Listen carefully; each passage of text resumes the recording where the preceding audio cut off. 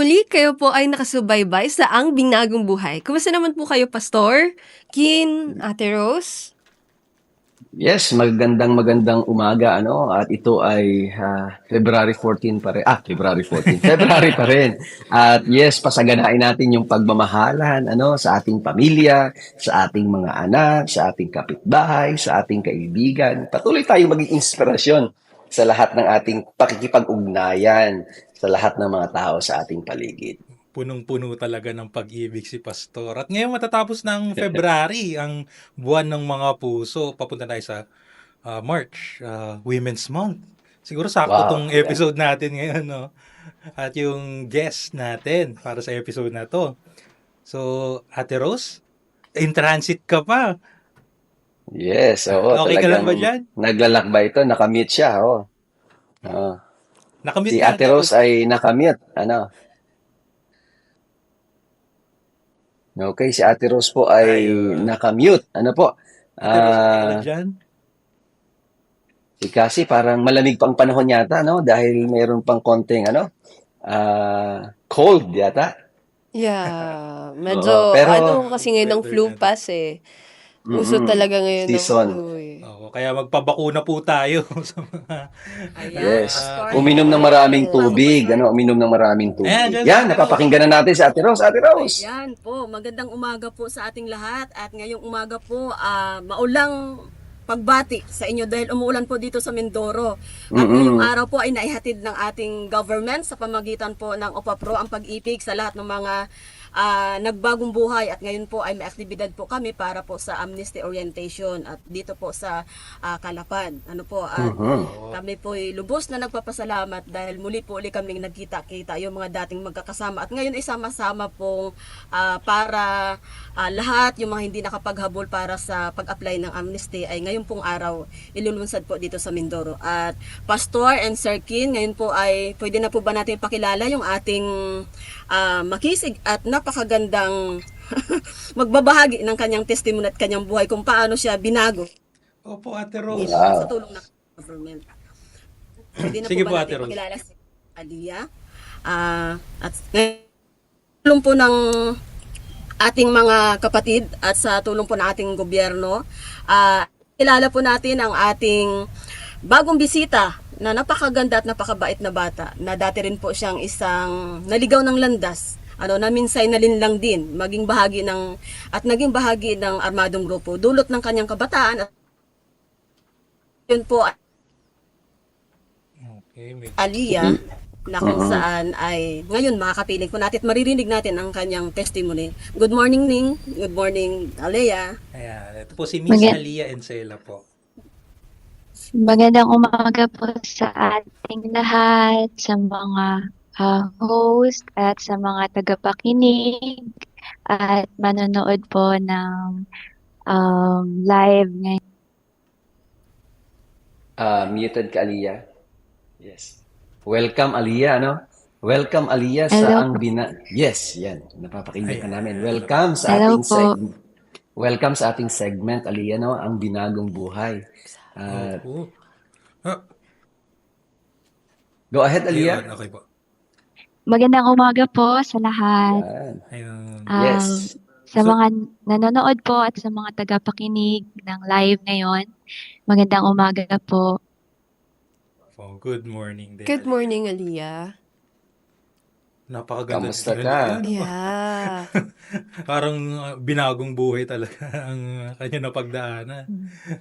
So, Yes, ngayon, ating malalaman yung istorya ng kanyang buhay, kung papaano binago yung kanyang buhay. At siyempre, hindi na natin patatagalin, At ating bigyan na si Aliyah ng panahon para ikwento sa atin yung kanyang istorya ng kanyang buhay. So, Aliyah, ngayong umaga, ay maraming salamat sa pagpapaunlak mo sa Ang Binagong Buhay, ang seryeng ito, ang programang ito, upang ibahagi, salamat sa pagtanggap mo sa imbitasyon natin ngayong umaga.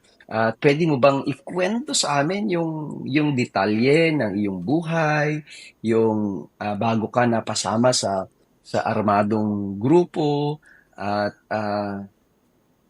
ano yung kwento, no? At mga nagtulak sa iyo nung sumama ka. Ikwento mo sa amin, ano ba yung istorya ni Aliyah? Sino ba si Aliyah? Yan. Ayun po, naririnig po ako, no? So, Yes. ah, bago po ako napasama sa armadong pakikibaka before, nagsimula po ako as simple lang na estudyante. Grade 12 po ako noon na pumapasok sa second semester namin. And yung mga panahon po na yun is pandemic at syempre walang ginagawa, nasa loob lang ng bahay, ganyan. Tapos, nung mga panahon na yon, syempre, grabe yung pagiging online ng mga kabataan. Lahat ng galaw ay online na rin dahil bawal nang lumabas, ganun. So, doon po ako nag-start, napasali sa grupo ng mga kababaihan before ng Gabriela Youth.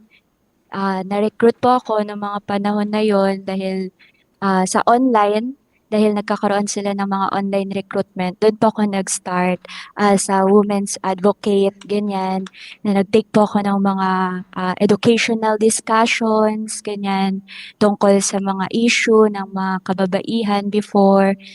And hanggang sa lumalim po yung mga pinag-aaralan na namin, ng sinasabi nila na pinag-aaralan namin, hanggang sa lumawak po yung mga issue na mga tinatouch namin, ganyan, na hindi na lang sa naging pangbabae lang, mga pangkababaihan lang, kundi sa mga issue din ng iba't ibang sektor, tulad ng mga magsasaka, manggagawa, hanggang sa for online po na membership ko, na nahimok po ako, na encourage ako na mag-attend sa mga rallies, ganyan po, hanggang sa doon na po lumawak yung mga naging gawain ko sa organization, na ako na po yung nag-organize ng mga rallies, pumupunta sa mga communities para mag-invite ng mga sasama sa amin sa rallies, ganyan.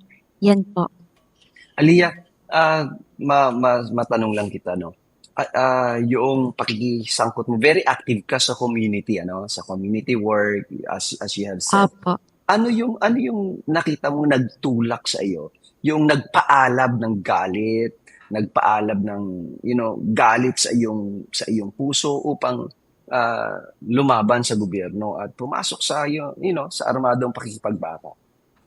Ano yung nakita mo sa society natin? Ano yung nakita mo sa community natin o problema sa gobyerno natin na talagang nagpaalab ng galit mo?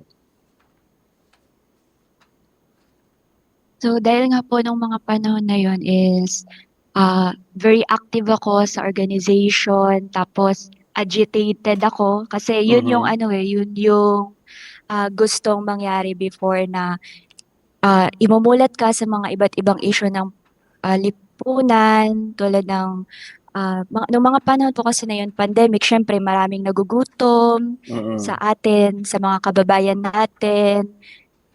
Maraming mga magsasaka yung nalulugi sa kanilang kabuhayan, mga manggagawa na nawalan ng trabaho nung panahon ng pandemic. Tapos may mga issue din sa estudyante, ganyan. At marami ding nawawalan ng buhay dahil sa COVID-19. So bilang kabataan nung mga panahon na yon, gusto ko na mayroon akong maiambag, maitulong, ganyan. Kahit sa mga simpleng paraan lang, sa pag-voice out ng opinions ko, ganyan. At makatulong din sa mga communities. Noong mga panahon na yon, lagi ako umaalis sa bahay namin para magpunta sa mga komunidad at makipag-usap dun sa mga lokal na sa komunidad. At doon ko nakita yung buhay nila, lalo po dun sa mga magsasaka at sa mga, dahil organisasyon ako ng kababaihan, tulad nakikipag-converse din ako sa mga kananayan, ganyan, sa mga kababaihan tungkol sa issue nila.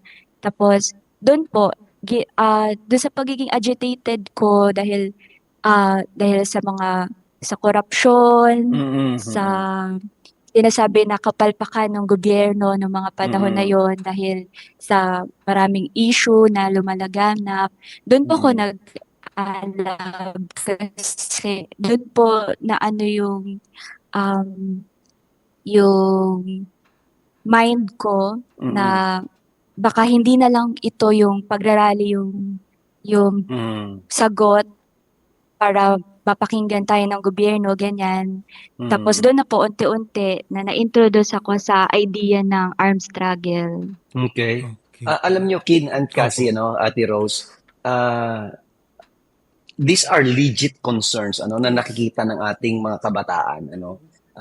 Yung binabanggit yung istorya ni Aliyah, kasi immerse siya sa community. Nakikita niya yung mga kakulangan ng pamahalaan, kakulangan ng gobyerno, mga naghihirap, corruption everywhere. And we believe that these are legit, Yes. legit concerns ng ating mga kababayan, ng kabataan na kagaya si Aliyah. So, at nakita ko, I was inspired, siya talaga ay active sa mga nanay, Women's Month Opo. next month. Sana ipinospone natin ito doon sana sa Aliyah sa March episode natin. Pero anyway, this is in schedule yan. preparation. In preparation ito sa Opo. Women's Celebration natin ngayong March ng Women's Month. Baka pwede nating ma-invite ulit si Aliyah sa Opo. susunod. Opo, kita Yes, naman Aliyah. natin. So, yung kanyang mga in-erase na mga concerns na nagpapaalab ng galit, ng nakikita yung mga pangangailangan sa community. And we respect that these are all, for me, these are all legit, Yes. concerns ng ating mga kababayan. Yes, sir. Issue Tama. ng kahirapan. Kaso oo. But however kasi yung ginagawa ng mga grupong ito, they exploit on these problems, yung mga vulnerabilities ng mga tao, ina-exploit nila to the point na maa-arouse at mag-organize and magmo-mobilize na sila para sa kamalian, diba? Yeah. We have other mechanisms naman para maayos o ma-address yung mga problems na ito. Pero they resort to violence kasi that's the problem that we have right now. So Kaya sana, mamaya tututukan natin, Yeah, titingnan natin sige. ano yung nagtulak naman kay Mm. Aliyah sa pagbabagong buhay. Opo. Yes. So, ayun. Maraming salamat, Miss Aliyah, sa iyong pagpapaunlak ng aming imbitasyon ngayong umaga. So, sa aming pagbabalik, ibabahagi ni Miss Aliyah ang detalye kung paano ba siya napasali sa armadong grupo at ano yung mga nagtulak sa kanya upang maisip niya na armadong pakikibaka na lang talaga yung tanging solusyon sa mga suliranin ng ating bayan. So, magbabalik Yes. po kami. At sundan din nila Kin, Yes, sir. yung istorya ng kanyang buhay, kung papaano siya noon at ngayon. Go ahead, Opo, Kin. napakaganda. Magbabalik po tayo matapos ang isang napakagandang awitin.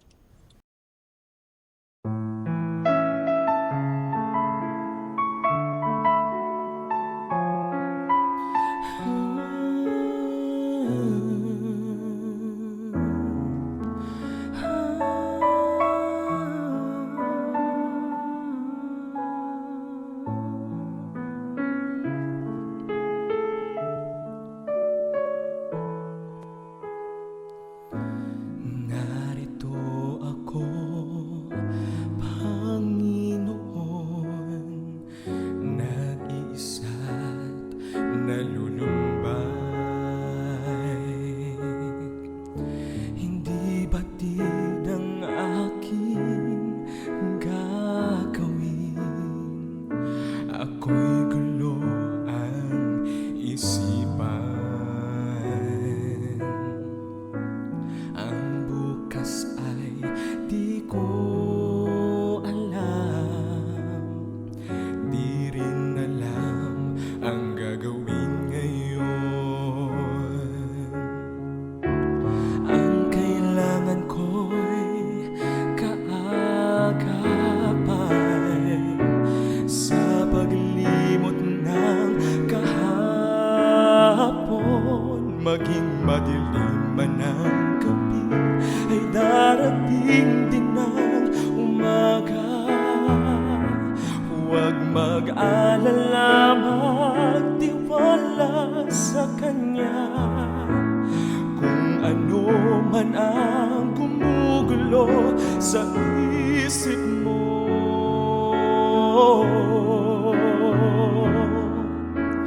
ang Diyos lang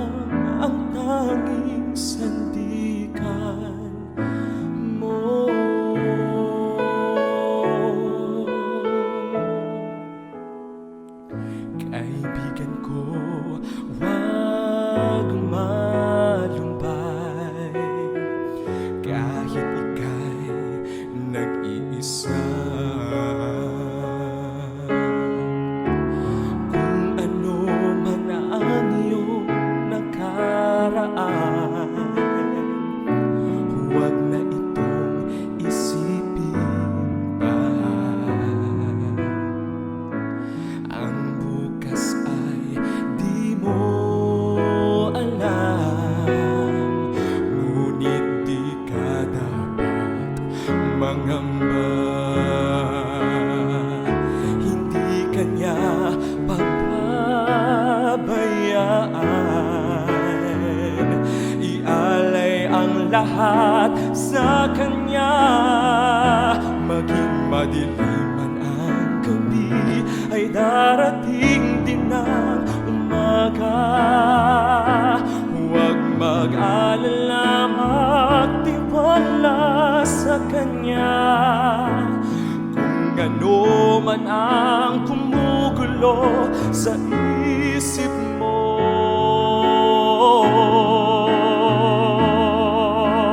ang Diyos lang ang tanging sandigan mo. Maging madilim man ang gabi, ay darating din ang umaga. Huwag mag-alala, magtiwala sa kanya.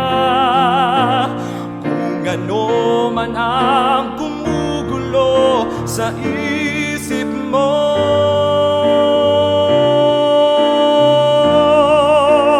ang Diyos lang ang tanging,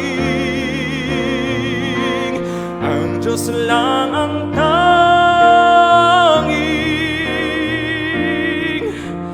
ang Diyos lang ang tanging sandigan mo.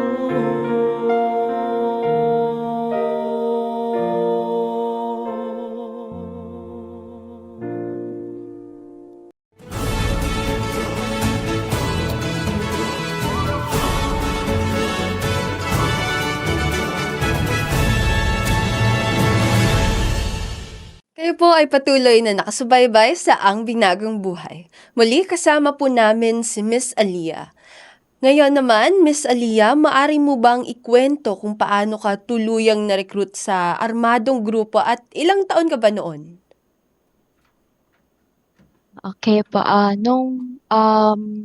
bago po ako ma-recruit, naging full-time na activist po ako noong mga panahon na yon, na during election, umabot sa punto na lumayas ako sa bahay namin kasi ginusto ko na mag-focus sa um, pagiging full-time activist habang pinagsasabay yung pag-aaral. At noong mga panahon na yon, pagkatapos ng election, ay malapit na din akong maging in legal age, malapit na din akong mag-18. At noong September, nung kaarawan ko, at pagdating ng December, ng isang anniversary ng CPP, ay naimbitahan ako bilang isa sa mga sasama or makikipag-exposure, TOD sa mga sa zonang guerrilla sa NPA noong mga panahon na yon. At nung time na yon ay naging underground member na din ako ng Makibaka. So nung time na yon, nakaka-18 ko lang, doon ako nag-start na sumama sa zonang guerrilla, sa mga NPA, ganyan. At noong mga panahon na yon, dahil isa na akong full-time activist at isang underground member ng Makibaka, yung underground member ng organization ng Gabriela Youth. Doon, tinuturoan na kami kung paano maging isang komunista, kung ano yung mga prinsipyo at paniniwala ng pagiging isang communist, kung ano yung ipinaglalaban ng Communist Party of the Philippines, ng mga NPA. Doon na po pinapalalim yung aming kaalaman tungkol sa armadong pakikibaka at kung paano ito ginagawa, ganyan, paano ito sinusulong. At noong mga panahon na yun, syempre dahil bilang isang kabataan na agitated, na immersed sa community, tinanggap ko yung ideya ng komunismo ng mga panahon na yon dahil iniisip ko at napagdidiskusyonan din namin na paano na lang yung lagi na lang tayong magrarally tapos hindi naman tayo napapakinggan, ganyan. Ano na lang yung ano na lang yung ah, iba pang alternative or pinaka-extreme. Yun po kasi yung yung ini-introduce kung bakit unti-unti kang minumulat through arouse, organize, mobilize. Tapos kapag hindi na yun nagwo-work, doon i-introduce sa'yo yung armed struggle. At doon ako unti-unting na-immerse sa NPA na nag-start ako from full-time activist, tapos naging underground member, hanggang sa maimbitahan ako sa anniversary ng NPA na taon na ng CPP na taon-taon ginagawa kung saan nagpapapasok sila ng mga kabataan sa zonang guerrilla para doon makipamuhay yung mga kabataan at makita namin yung buhay ng pang-araw-araw ng mga NPA doon. At yun po, doon po ako unti-unti na napasali sa armed struggle na from exposure, tour of duty, hanggang sa nag-full-time, doon po. May tanong lang din pala ako, Aliyah. So, bago ka makapasok sa underground na groups na nabanggit mo, kailangan mo munang pumasok sa mga mass organizations o mga front orgs na tinatawag, tama ba? Yes po, kadalasan sa mga kabataan, yun po yung nagiging program sa amin na i-recruit kami from mass organizations. Tapos kapag i-assess kami kung pwede ba ito na i-recruit sa underground, i-introduce yung armed struggle. At yun po, ganun po yung ginagawa usually sa amin, sa mga kabataan na napapasali. Okay. Tapos nabanggit mo yung TOD? Ano tong TOD na to?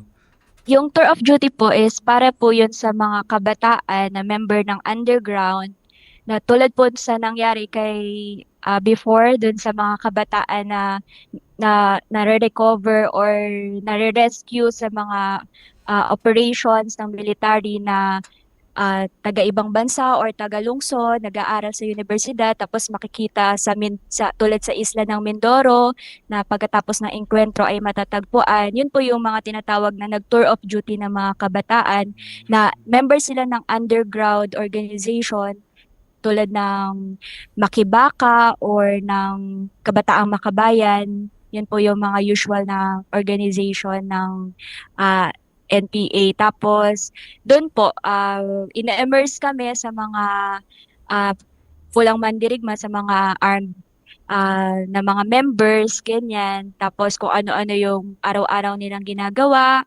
ano-ano yung mga hirap, mga sacrifices na mga pinagdadaanan nila habang sila ay namumuhay bilang NPA, ganon. Doon po kami ini-immerse at para na din mamulat kami or ma-romanticize namin ng mga kabataan yung ginagawa nila. So, doon po ako nag-start. Anong panahong ikaw ay bago pumunta sa armadong pagkikibaka, ikaw ba ay nakapagpaalam sa iyong mga magulang? At ano sa tingin mo yung nararamdaman nila nung panahong ikaw ay nasa armadong pakikibaka na? Nung mga panahon po na yon, nung December, nag-TOD po ako. Tapos, for 1 week lang yon. And then, na-encourage ako nung isang political instructor sa Batangas. Sa Batangas po kami nag-exposure nun. Tapos, na-encourage ako ng PI doon na magstay pa ng mas matagal. So, doon ako nag-decide na magstay pa for 3 months hanggang sa pinadala kami sa Mindoro. So, wala po kaming phone that time. So, wala akong chance na makapagpaalam sa magulang ko. So, that time kasi, hindi na ako nagpaalam dahil sabi ko, 1 week lang naman ako mawawala. Pero, due to yung pag-encourage sa akin na pumunta sa Mindoro, hindi na po ako nakapagpaalam. Pinagawa na lang ako ng sulat na magpaalam ka sa magulang mo na ito na yung tinahak mo landas, ganyan. Na nagsulat po ako sa mother ko pero hindi po ako nagpaalam na aalis ako. Yan po. So, yun talaga yung usual na ginagawa din talaga ng mga kabataan, pastor. Na nagsusulat na lang din talaga sila ng mga letters sa mga magulang nila kapag umaalis. Wala nang diretsong paalam din talaga. Yeah, so nung sumampa ka na sa armadong grupo Aliyah, kamusta yung buhay mo doon? Ano yung naging role mo doon sa armadong pakikipagbaka doon sa armadong grupo? Nung mga time po na yon na tumatagal ako sa loob ng Sonang Guerrilla kasama ng mga NPA, sa mga unang buwan ko po, dahil syempre fresh pa sa akin na nag-full-time ako, syempre nahirapan po ako sa buhay ng pagiging isang NPA dahil lumaki ako sa syudad, hindi ako sanay sa putik, sa mga um, alimatik na kumakagat sa amin, ganyan, sa lamok, ganyan. Tapos, kahit na gusto kong magpahinga, hindi ako makapagpahinga dahil kailangan namin lumakad ng mas matagal, ganyan, dahil may inaabot kaming target na mapupuntahan. Umulan, umaraw, gumabi, kailangan naming maglakad, ganyan, ng walang pahinga. Yun po yung mga hirap. Siyempre, yung gutom din na hindi ako sanay sa mga bundok lang, sa Singapore lang, sa mga um, Baka hindi alam ni Cassie at ni Kin yung Singapore, Aliyah. mga root Baka crops alam po nila, yun. baka Mga alam root nila crops. yun ay Gabi, yun ay ganyan. sa Singapore na bansa. Taro. Singapore, taro. Apo. Yun po yung mga kadalasan na kinakain ng mga NPA doon. Tapos, syempre mga ligaw na gulay, yun po yung mga kinakain namin doon. May pagkakataon, dahil sa sobrang gutom, wala kaming bigas, kinakailangan namin na kumuha ng pagkain nang walang paalam sa mga masa, which is very ah, um, Labag, labag naglabag yeah. sa alituntunin at patakaran ng mga NPA na sinasabi nila na bawal magnakaw sa masa, ganyan. Pero kami na mismo dahil sa Napilitan kayo pangangailangan, dahil sa o bundok talaga, sa na hirap kami sa na buhay. mismo yung lumalabag sa mga alituntunin at patakaran Mm. namin. Yun po. Di ka ba Talagang naranasan niyo yung hirap, naranasan mo yung hirap doon sa bundok, yung Apo. buhay doon. Di ka ba hinanap ng parents mo? Kasi kung alam nilang ganyan yung pinagdadaanan mo nun, syempre, mag-aalala sila, di ba? Mm. Ano ba sila? Nag-keep in touch sa'yo? Nag-communicate. Mula nung Communicate? panahon na yun, wala kayong Oo, may communication. communication kayo? Nung mga panahon po na yon, na mga first 3 months ko, nagko-communicate po ako sa mother ko, tumatawag po ako sa kanya kasi may phone kami doon na ginagamit na pangtawag sa pamilya, ganyan. Pero centralized po yon na bawat isa sa amin yung nakakagamit. Tapos may time lang po kung kailan ako pwedeng tumawag sa kanila, once a month, ganyan. Pero nung time po na hinahanap ako online ng mother ko na nag-viral yung picture ko na missing ako. Doon po nag-start na hindi na ako patawagin sa mother ko. Mm. So no, after 3 months ko ng pananatili po doon, hindi na ako nakapag-communicate sa mother ko po. Pero Okay. hinahanap niya po ako sa pulis, sa sundalo, ganyan. Kasi alam niya nga po yung pinasok ko, pero hindi po siya agree sa ginagawa ko nung time na yun. Yung mga Okay. advokasya mo na ginagawa mo noong nasa baba ka, at kumpara doon sa ginagawa mo doon sa bundok, doon ka ba nakapagkaroon ng pag-reflect, napagtimbang-timbang mo ba na yung mga ginagampanan mo sa community during na nasa baba ka, kumpara doon sa ginagampanan mo doon sa bundok? Paano mo siya makukumpara? Yes po. Una-una, yung reason ko po kung bakit ako sumama sa mga NPA noon dahil una-una gusto kong makipamuhay kasi yun po yung tinuturo nila sa amin, yung ni-instill nila sa utak namin na makipamuhay sa masa, ganyan, na alamin yung mga paghihirap nila, yung mga issue na nararanasan nila, ganyan. Yun po yung unang reason ko kung bakit gusto kong sumama sa NPA. Hindi dahil para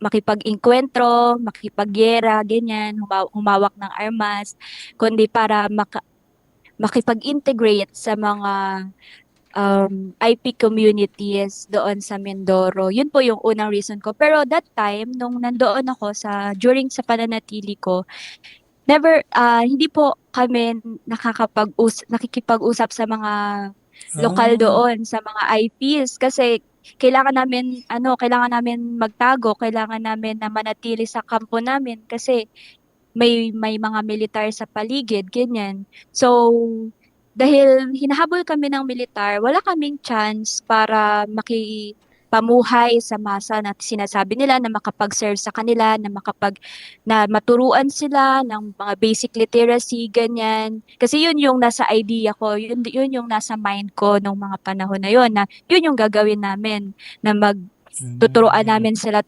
imumulat namin sila tungkol sa kahirapan na dinaranas nila. Yun po yung mga nasa idea ko noon. Pero that time, dahil lagi kaming nasa gitna ng operasyon, ganyan, military operation, um, wala na kaming ibang Hindi mo na ginawa kundi magawa, ano, hindi mo na magawa maglakad. yung mga Opo, advokasya mo. puro na lang kami Mm. lakad, puro na lang kami takas, ganyan. Na kapag red alert kami, kailangan na namin maglakad, kailangan na namin lumipat, ganyan, na lumayo sa operasyon. So, para sa akin, sabi ko, ano pa yung pag, ano Purpose. namin, purpose kung puro lakad na lang kami ng lakad, ganyan. Yung mga kasamahan ko nagkakasakit na kasi bumabagyo tapos naglalakad pa kami, ulan ng ulan, ganyan. Nagugutom na yung mga kasamahan namin, nagugutom na kami. Tapos lakad lang kami ng lakad, wala kaming nagagawa, wala kaming na-accomplish na sinasabi nila na gagawin namin nung nandun na kami. So, yun po yung naano ko na hindi kami nakakatulong tulad nung before na nagagawa ko na nakikipag-integrate ako sa mga communities, nakakausap ko yung mga totoong sa mga lokal. Pero nung pagdating ko doon, naarmaduhan na ako, wala na kaming ginawa kundi maglakad ng maglakad, umiwas ng umiwas, ganun po. So, imbis na mapalapit ka doon sa advokasya mo, sa pinaglalaban mo, lalo kang napalayo. Ayun, Opo. pakalungkot naman. So, Aliyah, sa matapos yung mga pinagdaanan mo, gano'n, maaari mo bang ikwento kung paano ka naman nakabalik? So, ano-ano yung mga pangyayaring nagbigay sa'yo ng pagkakataon upang ngayon makapagbagong buhay? So, yun na po, nung nagstay ako sumampa ako sa NPA, almost 9 months din po ako doon. Thankfully, 9 months lang ako nagstay doon at hindi ako tumagal ng tumagal hanggang sa mapalalim na talaga ako, ganyan. So, September po yun, kakatapos lang din ng birthday ko, na kami po yung naatasan na tatlo kami, yung dalawa kong kasamahan, sina Job at Peter, naatasan kami na mangalap ng pagkain kasi may mga daily tasking din po kami. So, yun yung first time ko na sabi ko wala na akong nagagawa, ganyan, wala na akong ibang ginagawa kundi maglakad ng maglakad. So, nag-volunteer po ako na sumama sa kanila na mangalap ng pagkain. So, tatlo po kami at pinayagan ako, ganyan. So, mga 30 minutes po yung layo ng kampuhan namin at nung pauwi na po kami, doon po namin nasalubong yung tropa ng mga kasundaluhan nung time na yon. So, akala po namin katapusan na namin noon kasi yun yung ini-instill sa utak namin na kapag nahuli kami, babarilin kami, ganyan, papatayin kami kasi kalaban kami. So, akala namin katapusan na ng buhay namin ng mga pagkakataong yon. Pero that time po kasi ah wala po kasing paniniwala ang mga communist, ang mga NPAs sa Diyos, no? Walang paniniwala sa relihiyon. Pero dahil lumaki po ako na Kristiyano, meron pong sa loob ko na meron pa ring Diyos, meron pa rin, nandyan pa rin si God. Pero dahil that time nga na NPA ako, nawala yung puso ko, nawala yung kalooban ko sa Panginoon dahil ito yung prinsipyo na sinasamba ko, ganyan. So, pero that time na nandun ako sa sitwasyon na yon, nagdasal ako, sabi ko, Lord, ikaw nang bahala sa akin, ganyan, na ang tagal ko doon, tapos yun yung yun yung dinasal ko na, Lord, ikaw nang bahala sa akin kasi akala ko papatayin kami. Tapos pagkatapos nun, dinala kami sa kampo para i-debriefing. Doon nakita ko ulit yung mother ko, ganyan. Tapos that time, uh, doon yung process ng pag-surrender namin. Tinulungan kami ng mga kasundalahan ng 203rd Brigade sa pag-reintegrate ulit sa society, sa pag-process, sa pagbabalik loob namin. That time, nung mga panahon na yon, si Sir Kabangbang, si Sir Randolph Kabangbang, yung brigade commander nung mga panahon na nahuli kami. At siya yung tumulong sa amin para iayos yung mga kaso namin na nakabinbin at makabalik ulit kami sa society at makabalik sa pag-aaral, ganyan, at makita muli yung mga family namin. At yun po, at doon, habang nasa proseso kami ng pagbabalik loob, nakilala ko rin yung SULAD sa pamamagitan ng AWR. Dahil noong mga panahon na yun, nung nandun kami sa kampo, dumadalaw sila sa amin, ganyan. At nagkakaroon kami doon kami nagsisimba ng mga panahon na yon. Kasi noong mga panahon na yon, hindi pa kami nakakalabas dahil yung custody namin is nasa military pa at meron pa kaming kaso na um, kinakaharap. At that time din, sa pamamagitan din ng SULADS at ng AWR, nag-attend kami sa um, crusade noong mga panahon na yon. Doon kami kasama sina Job at sina Peter na nabaptize no noong mga panahon na yon. At doon din na-realize ko na nung nakilala ko yung SULADS at nalaman ko yung mga ginagawa nila para sa communities, doon ko na-realize na sila pala talaga yung totoong nakakatulong kasi nagsiserve sila sa communities nang walang sweldo, walang bayad, na kino-compare nga din sila sa mga NPA na namumuhay sila sa bundok pero wala lang silang dalang armas. Pero sila, nakakapag-serve sila, nabibigyan nila ng edukasyon, ng literasiya, yung mga kabataan, mga katutubo, ganyan, na nililisan din nila yung buhay nila sa syudad para mag-serve no, sa mga communities. At ngayon po, mas nakikita ko yung malawak na picture, no? At lalong-lalo na yung kahalagahan ng God-centered na pagse-serve sa mga tao. Dahil hindi lang armed struggle yung way para makatulong, kundi there are other legal ways pa para makatulong sa mga komunidad na hindi kailangan na humawak ng armas, hindi kailangan na lisanin yung buhay, yung pamilya para lang humawak ng armas at maniwala sa mga pangako na magsiserve tayo sa communities, ganyan. At doon ko po ulit nakilala lalong-lalo ang Panginoon, no? Dahil yun yung nawala din sa akin noong mga panahon na yon na ako ay Go ahead, Aliyah. nung ako ay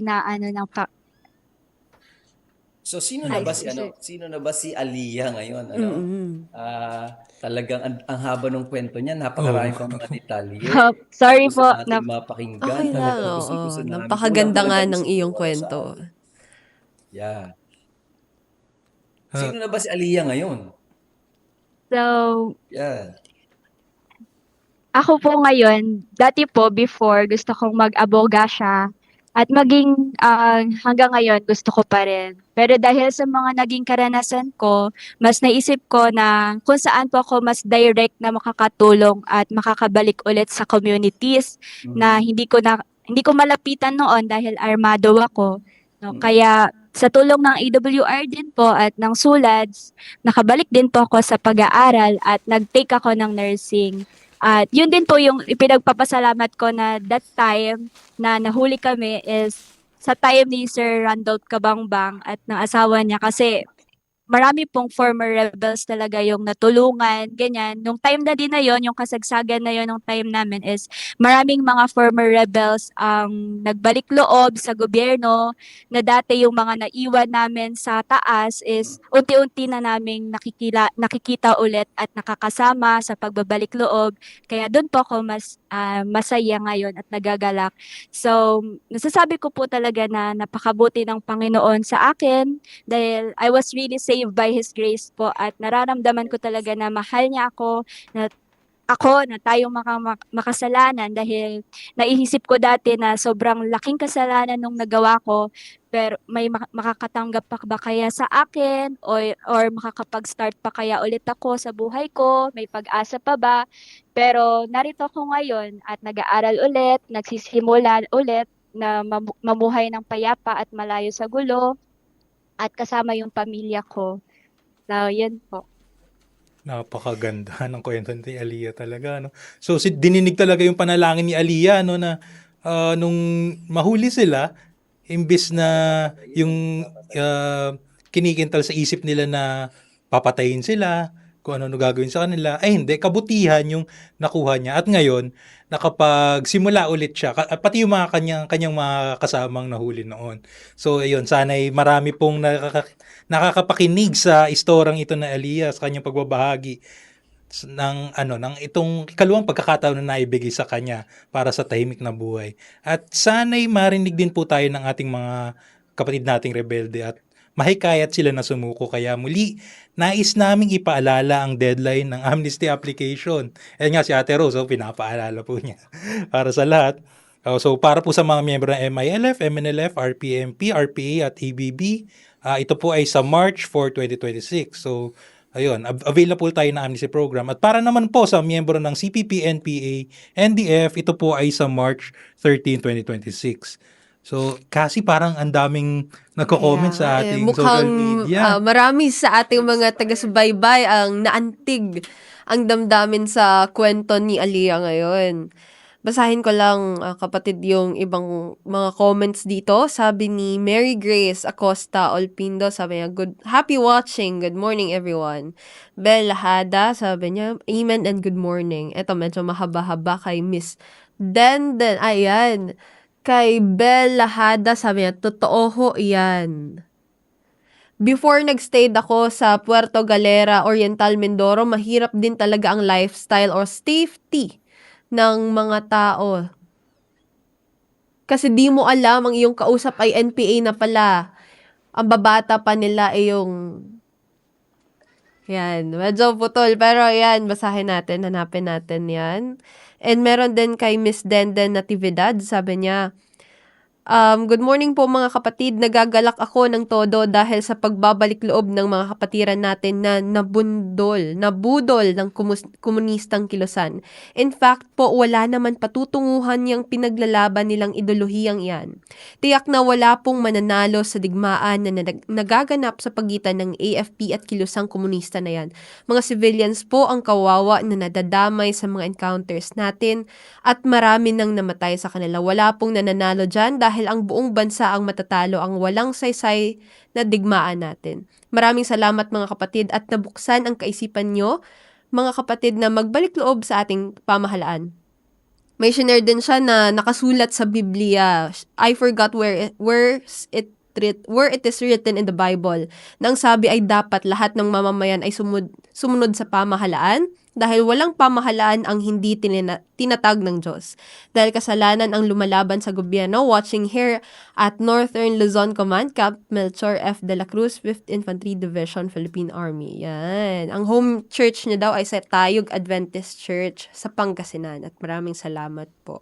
Maraming salamat po sa mga tagapakinig natin sa buong Pilipinas at sa buong mundo na rin. Sabi rin po pala ni Miss Annie Imperial Lopez, what a wonderful testimony, Aliyah. God did a great miracle on your behalf and God continue to bless you. This is Dr. Lopez from Michigan. Oh, good morning po. Ayan. At sa lahat ng ating manonood at mga nagko-comment, hindi ko pa po mabasa lahat. Sabi nila, Amen and praise to the Lord. Sabi ni Sir Reynald Torreres Bansiloy, Sir Eddie Aguilar, and Giron Emelda. Magandang araw po sa inyong lahat and sana patuloy po ninyong subaybayan ang Binagong Buhay. Ayun. Okay, Ate Rose? Ito si Ate, oo nga si Ate Rose, bilang isang nalayo rin sa pamilya, no? Yes, bilang isang magulang din, ramdam ko at yung nararamdaman ng isang ina at hinagpis kapag nalalayo sa anak, Aliyah, paano ka naman bumalik at nakahingi ng tawad sa iyo? So, yun po, nung mga panahon po na yun na nakita po kami ng mother ko, kasi mother ko po talaga yung naghahanap sa akin nung mga panahon na nawawala ako. And nung panahon po na yon na nag-usap po kami ng mother ko, kinuwento niya sa akin kung gaano yung paghihirap niya, ganyan, nung nawawala ako, na hindi daw siya makatulog, na dasal lang siya ng dasal sa Panginoon na sana nasa ligtas ako, kahit alam niyang nasa peligro ako, ay mailigtas ako at makabalik sa kanya. At sabi niya nga daw po,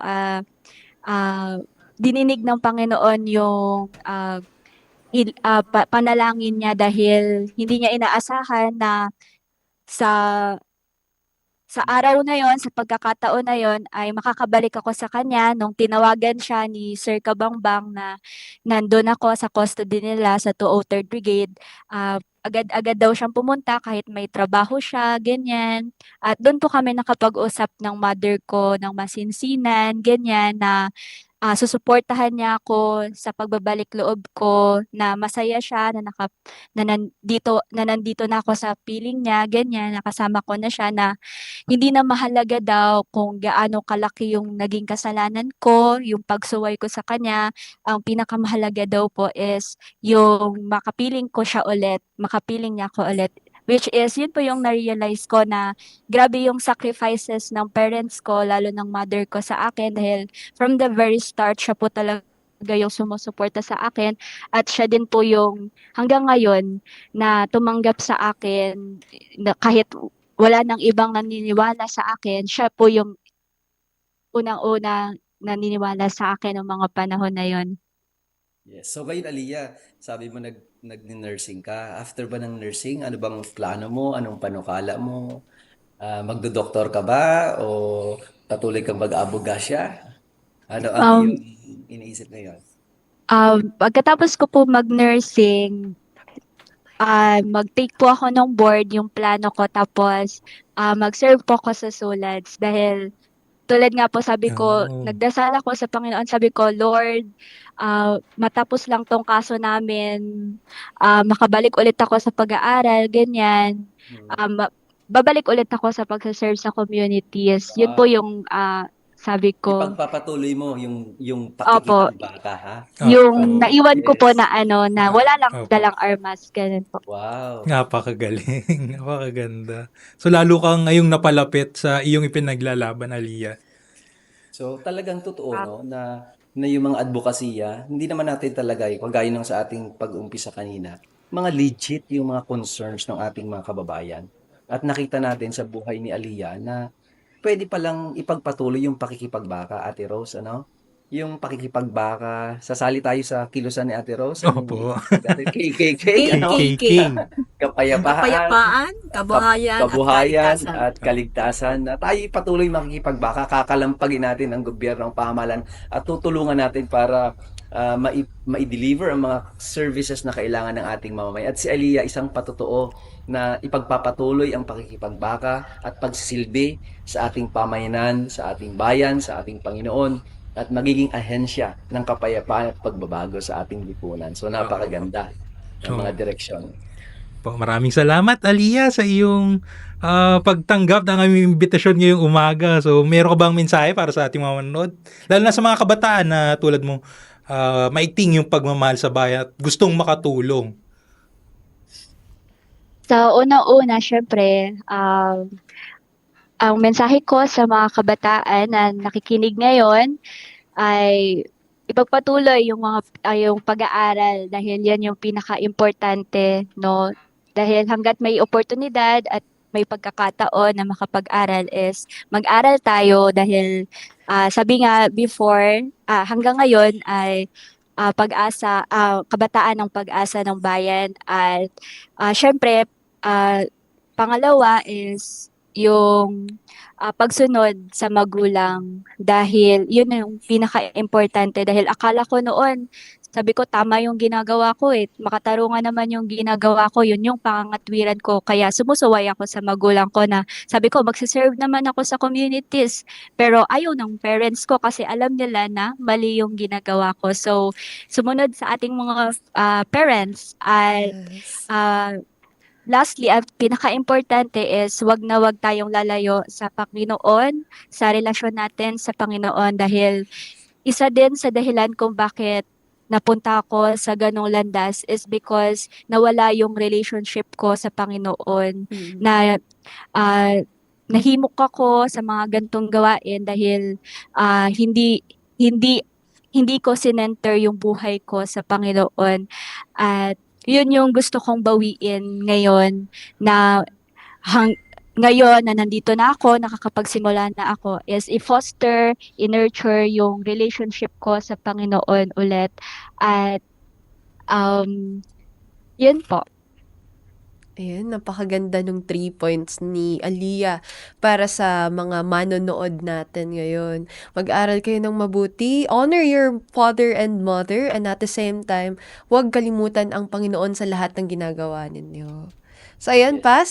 Meron akong gustong i-share na verse, bago tayo magtapos. Talagang bitin na bitin tayo sa ating mga kwentuhan at sa pakikinig kay Aliyah. Talagang lahat tayo na mesmerized ng kanyang story, sabi rito sa 1 Timothy, Aliyah, gusto ko sa lahat ng ating mga tagapakinig, gusto kong i-share sa inyo.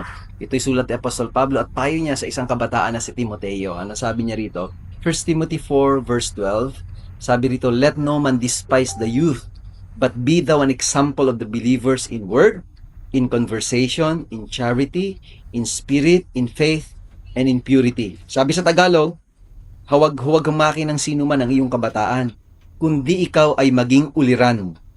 Sabi rito, maging example, maging uliran sa pananalita, sa pamumuhay, sa pag-ibig, sa pananampalataya, at sa kalinisan. So ito yung mensahe natin sa ating mga kabataan. Ang ating mga kabataan ay maging pag-asa ng ating bayan, maging ahensya ng pagbabago sa ating pamayanan.